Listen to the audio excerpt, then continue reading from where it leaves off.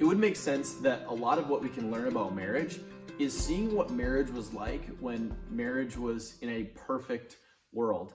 And the only people that we have to look at for that is Adam and Eve. When God instituted marriage for the first time, when the origins of marriage began, it was Adam and Eve, and they were created in a perfect world.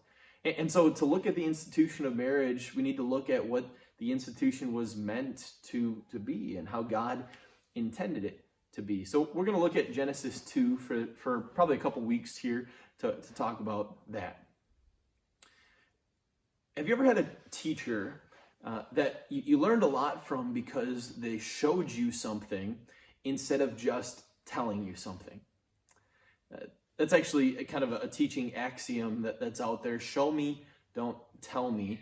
And the idea is we learn better from experiencing things with our senses, or doing something, being an active learner, versus just being dictated to and being told.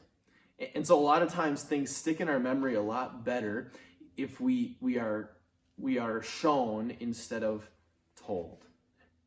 Now maybe this is something that actually God created us as in the very beginning, because God uses a similar tactic in Genesis chapter 2. Genesis chapter 2 is a zeroing in on a specific day of creation. Genesis 1 talked about the big picture of creation, days 1 through 7. Genesis 2 is a microscope version of day 6. So Adam has been created from the dust of the earth, and the Lord breathed into him the breath of life. And then God said that it is not good for man to be alone.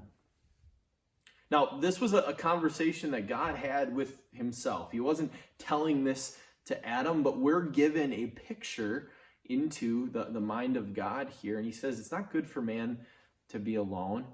I'll create a suitable partner, that is helpful to him, that is a helper for him specifically. But rather than just saying that to Adam, he has Adam do something pretty interesting. He brings all of the animals to Adam, and he has Adam name them. That's his task. And all the animals come to him, but they don't just come one at a time. They come 2 by 2 because they were created in pairs. There was a male and there was a female.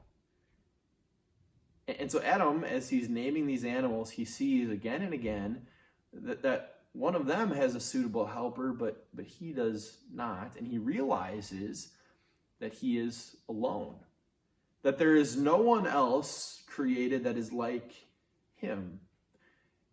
And so God shows him instead of just telling him. And so when God finally creates Eve, Adam has his companion. That's the first and most important, and really the purpose of marriage and the blessing of marriage. It's a companion, having a companion. Companionship is the blessing that we receive through marriage. Now, for as often as we think about that, perhaps in our marriage, we can also think about all the other times that we have not treated our companion as we ought to. We've not appreciated our companion as we ought to. But look at what Adam did here. Later on in the end of Genesis chapter 2, Adam, in beautiful Hebrew poetry, says about his new companion, about Eve, "This is now bone of my bone and flesh of my flesh. She shall be called woman, for she was taken out of man." You can feel his heart in this.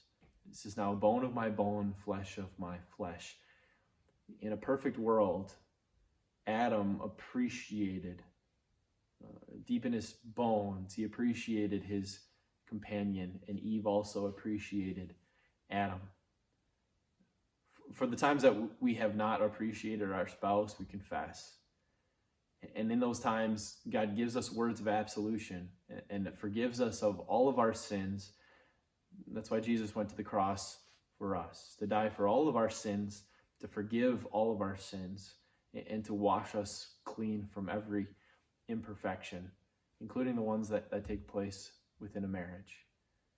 But we hold on to the picture of Adam, who is shown and not just told, and we are shown in this appreciation for our spouse and for the companionship that God gives us in our spouse. This is one blessing of marriage that we took from Genesis chapter 2. We'll revisit Genesis chapter 2 next week.